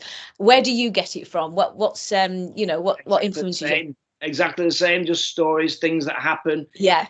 It's just remembering it, just the things happen. I think people don't realize that there was something that makes someone laugh, even if it's a wry smile every single day of your life. And the only thing a comedian does is just collate those. The problem being a comic, of course, is that we just naturally, that again takes over our psyche. I call it the curse, if you like. The curse of being a comic is that you are constantly looking for the funny. Yeah. And that, you know, that, my kids will tell you, that with having 3 teenage daughters, that they'll tell me many a time, Dad, it's not appropriate. But I can't turn off. I can't switch that off. I'll be finding the funny in absolutely everything. Yes. And yeah, like I said, it's a curse sometimes because you don't want to really be giggling away at a funeral. But I was just going to say, it's just the way we're wired up. It's the way we're wired up. We're there to spot these silly things. And then the other thing you've got to do is then collate it. And then exaggerate it, of course. That's the other key, isn't it? If a funny thing happens, you then take that funny thing to the extremes. And so you think, imagine if this happened. I mentioned earlier on about one of the weirdest gigs I ever did was in a prison. Oh, and yes, go on. About doing a gig in a prison. And a lot of the material I use in that is made up, but there are elements of it being true. First of all, the fact that the woman phoned me up and said, would I be interested in doing a gig in the prison? And I said, for the prison? She went, yeah, but don't worry, Steve. He says, I said to her, I said, what, you mean I'm entertaining the prisoners? And she went, yes, but don't worry. It's only for the lifers. And I was like, oh, that's all right. As long as I'm not entertaining petty thieves. No, have some fun, bring them fellas. But then, so there's that. Then I do a whole bit about saying that we're going to stay for dinner and ordering pizzas, and you won't want to be that guy delivering the pizzas to a prison, hoping you got the order right. And there's a lot. I exaggerated the whole story. Then the other true bit was when I did do that gig in a prison, it was a thing called Life a Week, and it was fascinating just to meet inmates, just murderers, basically, because you have this, from telly and film, you just think they're going to have something unhinged about them. They're just me and you. They're just normal people. Absolutely. They even themselves, that some of the more remorseful ones, if you like, would be saying, look, this thing happened. I was in the wrong, I was on drugs or whatever. And this guy did this, and it was my reaction, and I shouldn't react. But they all talk about that 1 second of their life that transformed the whole of their life. Then because they were so stupid, because they were so overridden by rage or whatever it was that persuaded them to do what they did. But I wonder what you thought about the rehabilitation process there as well, because my feeling is that I'm not sure what they're offered is necessarily, helping their circumstance. There's a lot of it's not tough enough, it's not punishment, and I think anyone who's removed from society and is locked away for most of the day. Yeah, that's enough punishment. You can give them you can give them every computer game in the world. It's not a world I want to live in. You know what I mean? No, definitely not. Definitely not. If I wanted to now, I can leave this house and go for a walk in the woods. You know what I mean? They can't. Are you warning us, Steve? Just to let you know where I'll be. You'll never find the bodies. They won't heckle me again, I'll tell you. No, but one of the guys actually said to me at the time, he was talking about what he'd done. He says, "Oh, you're from Oldham. I'm from Oldham." He says, "Do you remember the Jones Estate murders?" And I went, "Oh, yeah, vaguely. Yeah, that were me, that." And at the time, I was shaking his hand. I went, "Well done." I said, "Well done." Things that you're not supposed to say. Yes. So when I said, as soon as I'd done it, I thought, that's well done. And so that became the start of my, that became the start of the whole comedy routine about doing a gig in a prison. And were you never invited back again for saying well done? Mad thing about that was back in the day when I had a big bag of props and I had 3 axes in. Let me get in with 3 axes. Wonderful. 3 axes in my bag that I was going to talk with. Did it go down well though? Was it well received, Steve? Brilliant. It was really good. It was really one of your best. Yeah. Funny enough, I did get invited back. Yeah, I did it. Yeah, I did it did. On an open day. Showing them round. They had a day where all the families were like to go. It wasn't as good that day because obviously these were people who were in prison for a long, long time and they were seeing their families. And you don't need entertainment on this. Blimey, they want to see their families, don't they? So the second time wasn't as much fun, really. I felt a bit more intrusive than that one. But the first one, it was just fascinating talking to these people. Obviously some of them committed horrific crimes and but it was just circumstances, and you have to feel for him. It was horrible. Yeah, and they're not, one guy was particularly telling in that he used to say every few months he kicks off, as in starts fights and things in the prison, because he didn't think the system was punishing him enough. So what had happened, he'd be at a category B prison, and he felt he should be in a category A. So once he'd been in this prison for 6 months, he'd kick off, so he got punished again. He didn't feel that he was getting punished enough. Well, that's trauma. That's living in trauma. I always say when anything bad happens to anybody, hurt people, and very often they hurt themselves. So instead of finding an outlet like we did, like comedy, to deal with whatever, even minor traumas, you know what I mean, a bit of bullying at school or whatever, he didn't have that outlet for whatever reason. So his outlet, potentially that cycle of abuse or whatever, he then sort of is perpetuating it, so that he then ends up punished again. So that's what it is, isn't it? It's just always trauma, which is so sad. Whereas you and I have chosen as I say, the stage. So if specifically stand-up comedy, which in itself to many would be trauma. Now, I've seen a lot of people in London who have had day jobs, and so many people say, don't they, Steve, that'll be easy. And I've also met people who have never even picked up a microphone before, but they've gone onto the stage, unable to hold the mic, quit their career, high-flying positions, and said, I'm quitting because I'm going to be, and perhaps realised, oh my goodness, I've just lost my job yesterday, and this is tough. So, explain a little clearer what your thoughts on anybody setting off, starting out, any preparatory skills that you think might help, including microphone technique.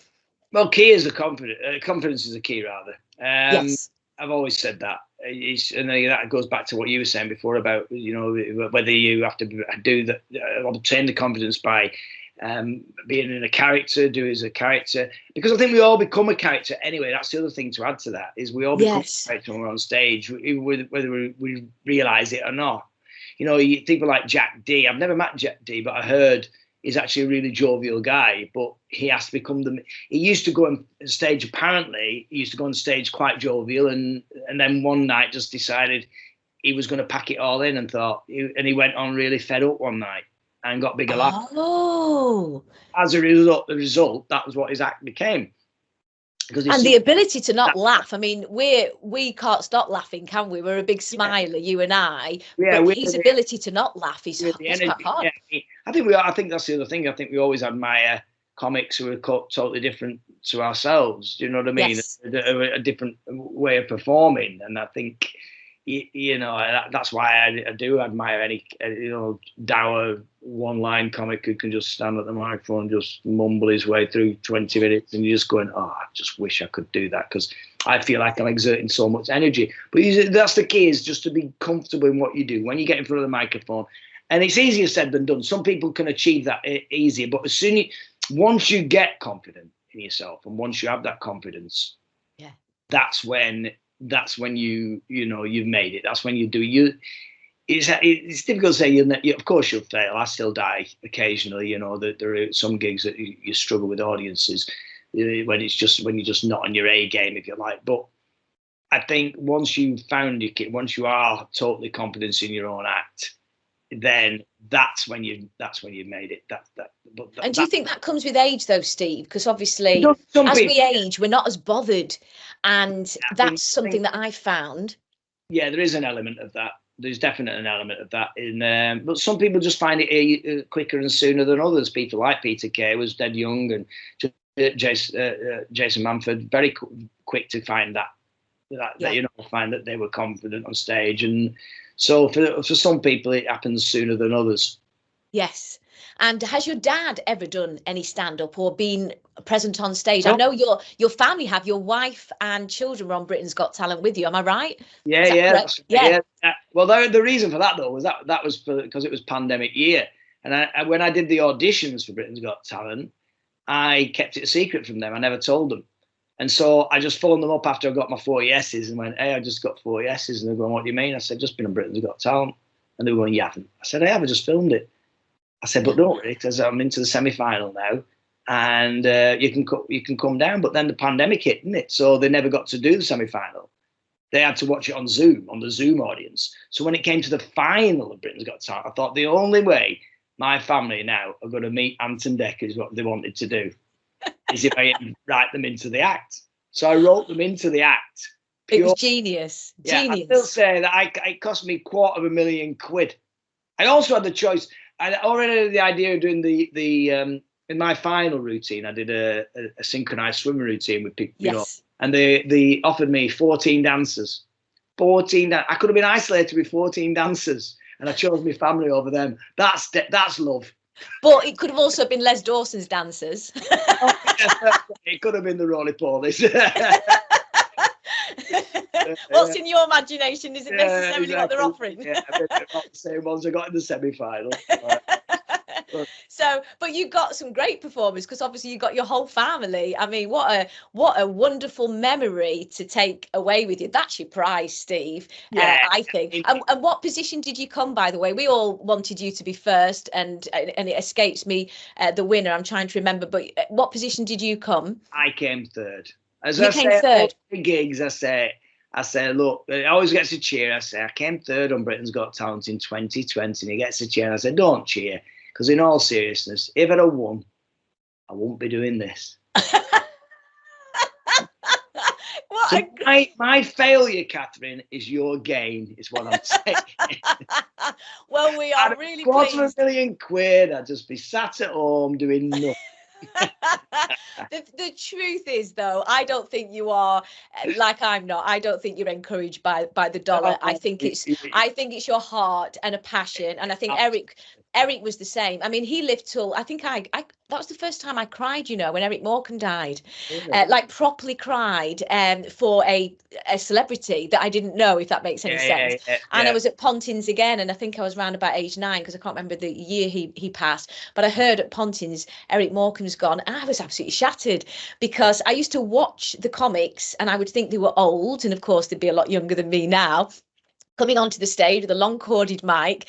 And I remember looking as a little girl, and most little girls don't watch the comics, male comics, and think I want to do that. And I remember thinking, that's what I want to do. I want to get a laugh. And as yourself, did your wife, was she in the entertainment industry? Did she want to perform as well, or does she perform? Yeah, in fact, the year we got married in 2000, we did pantomime together. She was Snow White. The time was we'd been married 3 months and she ran off with the prince. Which is absolutely true. And what's your wife's name, Steve, for anybody that doesn't know? Janet Royle. She's Maher. She was Janet. Now she was a singer originally. She used to sing and then a dancer as well. And then she used to act, and we got put together. There's another little story, actually. Whenever I hear Buggles' Video Killed the Radio Star, yeah, always think about that. There's a reason that is poignant in our life, and that's because Buggles was a guy called Trevor Horn. Yes, that's the guy who wrote it and performed it. His brother is a guy called Ken Horn, and his brother is a TV director. And he used to direct on Emmerdale and other things for ITV in Granada. And he used to come to Camelot Theme Park, where I was performing. And he came once back in the late 90s, and he came up to me after the show and said, "Do you act?" I said, "Well, yeah." He said, "I've got a part for you." And he had a part in a thing called The Things You Do for Love. It was a 4-part drama series on Granada. And he gave me the part of it was about what's he called? Trevor Hilton. Yeah. It was a crooner who famously sang, "I saw a mouse well there on the stair." It was about his life story. And I got like a small 4 lines in it in this Granada play. And when I turned up to film, was one scene I was put together for a party scene with my future wife, Janet. I'd never met her before. So when we first met on the set, she had a small part in it as well. I had a small part, and we got put together, and it was called The Things You Do for Love. How mad is that? Wow. Oh, how romantic. Found out we had a lot in common, and then weeks later I was at Granada Studios. She was then working at Granada Studios, where it all started for me. And she was watching this lonely man in the rain juggling. Yeah, well, actually, I was fire breathing at the time, and she actually came up to me. I went up to her because I fancied her. She didn't fancy me. And I started to talk, and she went, "Oh, your breath stinks." And that was her opening line to me. I thought, "Oh, brilliant." I had paraffin on my breath, didn't I? Anyway, luckily she needed a lift home. She soon changed her tune when she needed a lift home later. And what year would that be, Steve? That would be in 97, 1997. 97. And what year did you get married? And was that quite an interesting story? Yeah, well, that was in the year 2000, and like I said, that was the year that I'd was it second or second year in Preston, my third year of pantomime, and I thought, really, I've only just got married. I don't want to be away from my wife all this time at Christmas, so I told the producer she was a singer. I said, "Oh, well, let's get her as Snow White then." So she was Snow White, and that's how. And 2 years ago, she was then Aladdin the year after. And brilliant. Yeah, fantastic. So going on Britain's Got Talent then, now knowing she's an actual artist as well. Yeah, it was no trouble for her. The difficult one with them was the teenage daughters who just didn't want to be wearing stupid swim hats on prime time television. They're yes, the ones of course. Still very bitter about that. Yeah. But it was great. I mean, not everybody gets that opportunity. Very, very few to actually bring your family on to the show as well. So what an accolade. Have you ever done Blackpool Circus or anything like that? The Blackpool Circus. Go on, tell us a little bit about that. The first time I ever performed in the Blackpool Circus ring was when I supported Peter Kay on his Top of the Tower. People, gents, I think there are some people who his first ever DVD was called Peter Kay at the Top of the Tower. Yes. And what people don't realise, it's not that big, the top of the tower. So it wasn't at the top of the tower. It was at the bottom of the tower in the circus. And there's me, Dave Spikey, and Archie Kelly. He had like 3 warm-up acts that night. And we all went on, did like 10 minutes each before Peter came on. And so I was there that night, and I was his warm-up act. It's that first time I ever performed there. Never actually done circus. I've done little guest appearances in circuses and stuff, but never done a full circus run, if you like. No. That's amazing. And is that how you got to know Peter? Because you were then on his TV show, weren't you? Yeah, I mean, Peter's always looked after me. He's always given me parts. And first time the mad thing was, I did a thing in 1999. I did a program called Give Your Mate a Break. And the idea was, it was my brother who'd apparently nominated. Again, these things are a little bit contrived, but basically, they did surprise me. It was Les Dennis in a film crew, and they said, "Right, we're going to work on your act and send it to Manchester for a week, and then you'll be on primetime telly on the Saturday night." So I did this show, and part of that week, they made me entertain at the Frog and Bucket Comedy Club in Manchester, which was, I'd never done a comedy club before, just to see how I could cope with that kind of audience, with an alternative comedy club audience. So I turned up, and I was supposed to do 6 minutes. I did 12 minutes. And as a result of it going so well, Dave Perkins, who ran the club, he said, "Look, can I give you a full weekend next year?" This is what I mean. It wouldn't happen now because there'd be a queue so long of comics wanting to do it. But back then, there weren't that many. So in the year 2000, I did my first ever gig. And at that gig, the host, the compere that night was Neil Fitzmaurice. Yeah. And Neil Fitzmaurice, of course, wrote Phoenix Nights with Peter, and he was touring with Peter at the time. And Peter wanted a new tour support. So Neil basically asked me if I was interested. I said, yeah. The next night, the second night, so basically my second night of stand-up, Peter Kay came to watch.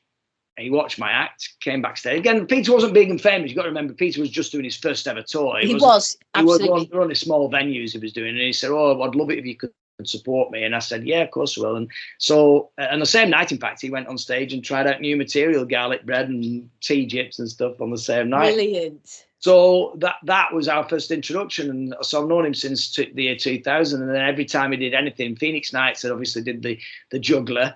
Yes, I was just going to say, what were you, to tell the audience? Just I was the auditionees at the end of, I think it's episode 3. It's the one with Clinton Baptiste in as well.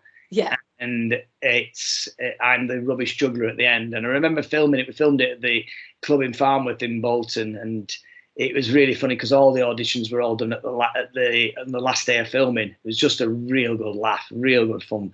And it was funny because I knew a lot of people anyway through the stand-up circuit, and then I've since went to know Dave Spike is one of my closest friends. Again, he lives around the corner from me, and I know all the comics: Steve Edge, Toby Foster, Justin Morris, I mentioned before. And then but I never felt like I really belonged because they only did that cameo role in Phoenix Nights. But when we did the live show, when they did Phoenix Nights live for Comic Relief, in 2015. Peter phoned me up and said, "Look, I'd love you to be part of this. Will you do a full set?" So that was great. So I had a 12-minute set in front of 15,000 people a night, and I absolutely loved it. It was just, that's the highlight of my career, to be honest with you. Just brilliant. Peter to there. And since then, it's something that made me feel a bit more legitimate saying I'm one of the Phoenix Nights gang. Because the other key, there were people involved in that show who got paid. You know, some of the extras who were in it got paid, but we were one of the ones who weren't paid. We were the ones, you know, the actual cast. We didn't get a penny from that, but we did raise £5 million for Comic Relief. So that's an achievement to be a part of. That's incredible. Yeah, that is a highlight, Steve. And so you're saying Peter been very generous spirited there. Yeah, because everything he's ever written, he's put me something in. I was in that, even that one he did was, what is it? Britain Wants a Jesus Christ Superstar. There was a long title. I can't remember. One. Oh, the one where he was the where he played the lady. Played I can't remember her name now. Very funny. Geraldine. In that, I was again a juggler juggling babies, and then in Max and Paddy, I was one of his mates at a reunion called I was Munster. I'm called Munster in that, and then most recently in Car Share. I was just going to say Car Share. Were you in the back? I'm in the boot. No, I'm his mate that he meet. I think it's in one of the final episodes, and I'm his mate who he's in a band with. Because he talks about his band being in a band, and he phones his mate up, and he's chatting to his mate at the beginning of the episode. Yes. And that's me. I think I'm called. You're on the phone basically, because it's predominantly him and the other actress lady. Yeah, him and Sharp. That's it. But And you're on the phone to him through the speakerphone, is it? Yeah. On the speakerphone. Yeah. That's it. So you listen back to it. I think I'm called Tom. Tom. It's mad, innit? I never watched myself. I've only ever watched myself once in Phoenix Nights. I've only seen Britain's Got Talent a couple of times. You sound like Johnny Depp. He says that. Don't watch it. No, I think you just move on and just think, I don't want to be too critical. I'll be too self-critical if I did. I was just going to say, what is right, just before we, bring us to a close here, are there any sort of, self-doubt moments or anything like that, Steve? Because you come across as uber confident, but also, lovable as well, which is a really great attribute, which I've said before. But is there any sort of trepidation underneath? Do you ever have moments where you're practicing in front of the mirror or your wife or saying, is this funny? Or, I think the most every year when I do pantomime, because that's always different, and it has to. And also, it's mad. People say, they all love you out there because you've done so many years. But that with that comes an added pressure. When I first went on tour after the Britain's Got Talent, and I went on tour, I thought, this is going to be great because I've supported so many acts in the past, and I always thought, they're not here to see me. But in actual fact, that's the best place to be, because then you can surprise them. Yes. But when it's you and you've suddenly got the pressure thinking, oh my word, I better be funny. It's another type of pressure that I never anticipated before. And I get that every year in the pantomime. Before I walk on that stage on the opening night, especially as pantomime's rehearsed for 2 weeks before it, you've got 2 weeks of doing the same jokes, same material in rehearsals. And by then it's, the people you're performing to, the directors and producers and fellow cast members, they're bored of it. They've seen it so many times, so they're not laughing. So by the time you first appear on stage, you don't know whether it's funny or not. You start to lose confidence in whatever you're doing. So there is an element of doubt in that. But again, it goes back to the confidence. You have to shut that out. You have to, and I've got very good at that. And when I did Britain's Got Talent, that was the key to it for me. I knew it was going to be, for a chance for a man of my age, it's rare to get an opportunity to do television. I knew it was one of the few times I would. And I just thought, Steve, you've just got to enjoy it. Yes. Above all else, enjoy it. And I think that's another key. There's confidence and enjoying what you're doing. And every single time, I can say this hand on heart, no matter how horrible the journey's been there, listen, I don't like the journey. No one does. No one likes driving to gigs. That's the work part of it. But every single time I step on stage, I absolutely love it. And I'm so lucky. There's also the element of of knowing how lucky you are to be in the position that I am. Yes. That you know, I'd be daft if I felt any kind of remorse or any kind of doubt before I went on stage, because I'm doing something that I absolutely love. At the end of the day, you know, if the audience are with me, great. We're all going to have a good night. But if the audience aren't with me, don't worry, I'll still have a good night. Absolutely. Absolutely. You sound like my dad. He laughs at his own jokes at the Christmas table. But it's true. And that again, taking you back to your own father, that essence, that love that you obviously had in childhood, and encouragement and support from your parents, because it does start there, I think, as well, has helped you to be able to do what you're doing today. It's wonderful to speak to you, Steve, and we could go on even further. I want to draw this to a close today. Maybe we'll bring you back in the future if there's an opportunity to do so, because it's been an absolute pleasure. And I think your words of wisdom today will resonate for anybody that's up and coming and wanting to go into the profession. As I say, you have a special set of skills, particularly with their ping pong balls, that nobody else I know has, and your juggling, and obviously your television acting skills as well, a huge plethora, a Mary Poppins handbag of skills. And it's been a pleasure talking to you today, Steve. And where can people catch you if they want to see you? What's just remind us again of your radio show and how they can get in touch. Yeah, well, the podcast is Finding Funnies with myself and Jamie Sutherland. That's on all, just go into Podfollow and you find it on there. And then my gigs are back at Blackpool Grand at the end of the year in the Cinderella pantomime. In the meantime, I'm doing a lot of butlins this year, a lot of butlins at Skegness and Bognor, and then just gigs as everyone does, gigs here, there and everywhere. Oh, and another big one in June, from June the 29th to July the 20th. I'm at Chroma Pier show, which I'm really looking forward to. It's one of the few proper summer seasons that still exists for variety show. Oh. So big Chroma Pier variety show, and I'll be there twice a day, matinees and evening shows throughout June and July. So I can't wait for that as well. Fantastic. Well, thank you so much, Steve, for coming on today. And it's been an absolute pleasure. Really wish you all the very best ahead as well. I'm sure there's another 50 years of comedy coming from you, and all the very best to you and your family. Thanks again, Steve Royle. Thank you. Pleasure is all mine. Thanks, Catherine. Bye, love. Bye. Was a smash hit with our judges way back in our first semi-final. His name is Steve Royle. His act is variety, and it's time for his performance. If only there was a phrase that could sum all of that up. Watch and learn, Anne. Okay. It's time for the performance of Variety with Steve Royle. Oh, not just a pretty face, huh? Good. Very good. Good. It's Steve Royle. I'm Steve Royle. I'm a comedian and juggler from Chorley. Dad, we're trying to watch the telly. Ta-da! When the comedy clubs closed, I missed entertaining so much, I became desperate. Hey, fetch me a bucket. There's a leak in the fridge. Go on, tomatoes, ketchup. Is this mic on? It's been really difficult for Steve, but it's been even tougher for us. He's just wanted attention, applause. Well, What? Yeah, it's nice. so... People like show people. Please vote for our dad to win Britain's Got Talent so he can leave us alone. Who's for pie? Oh, yes, please. I was behind you! People often say, why haven't you been more successful, Steve? But I think I have been successful because I've managed to provide for my family. That's all I've wanted to do. It's been a tough few months for everyone, but I'm hoping if I win Britain's Got Talent, I can put it all behind me. Behind you. Now stop it now.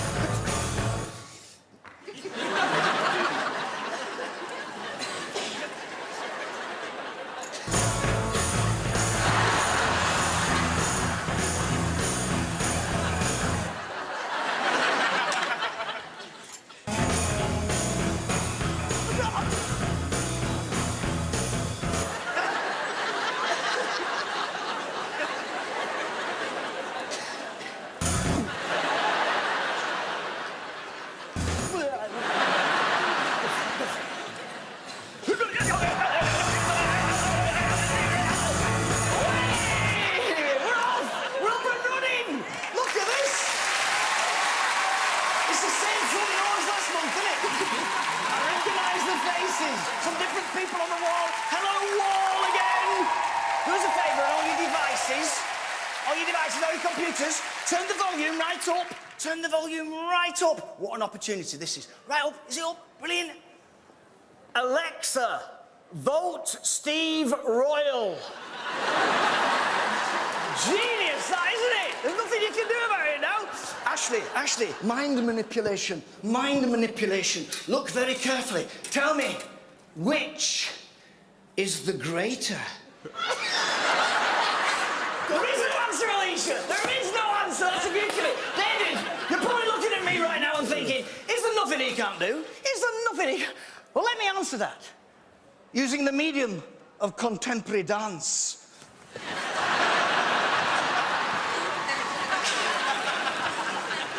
Spring into summer into fall. The worm.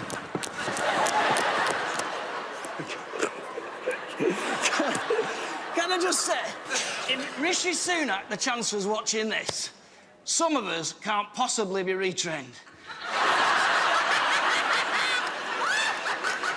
This is what I do. It's comedy, isn't it? It's comedy. You've got to have a laugh in life. Proper jokes is what you want. Proper jokes, isn't it? I'll never forget my granddad's last words to me. He said, "Stop shaking that ladder." It was my niece's 4th birthday last week. I got her a Barbie. Mum went mad. She can't even light it. These are the jokes. Alicia, another one. What's the difference between a camera and a sock? Alicia, I don't know. Between a camera and a sock. You tell me. You don't know?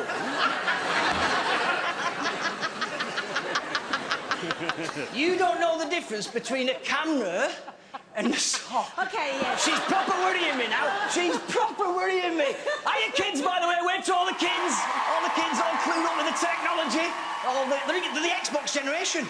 Xbox, I've had an Xbox. Amanda, we didn't have an Xbox growing up, did we? Nothing. Do you remember what I'll tell you what we had. We had a Moo box, kids. We had a Moo... I'll tell you what it was. It was a box that went moo. Do you remember that? You pick it up... Yes.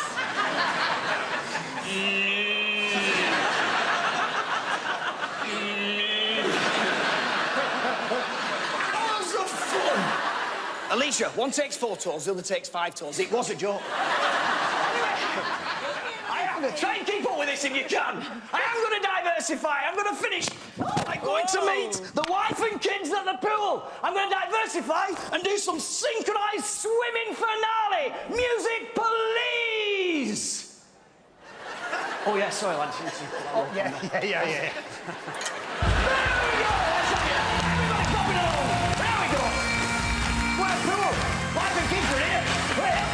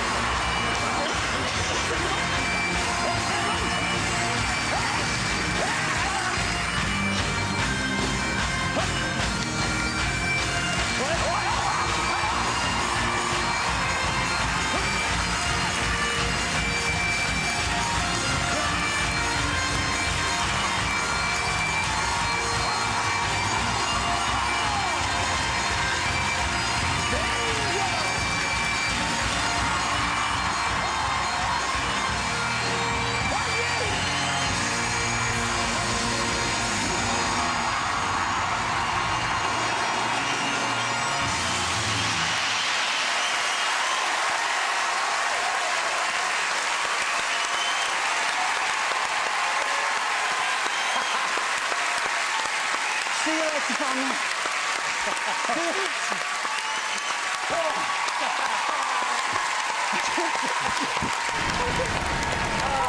Get Well done, Steve. And hello to the family. The royal family. There's the royal wave. Ashley, what did you think? It's just such like a mini show, mini production, start, middle, end. I feel like I've watched, like I said, an entire show. I think it's almost impossible for you not to come out here and be funny and well polished, but just because you make it look easy doesn't mean it is. Honestly, it's not necessarily my kind of act on paper, but you are brilliant, man. So well done. Thank you very much. Thank you. You're like a sort of super comedian. You're like kind of like all the best comedians rolled into one. It's like there's a bit of Eric Morgan, a bit of Tommy Cooper, a bit of Lee Evans, a bit of Peter Kay. All these comedians I love.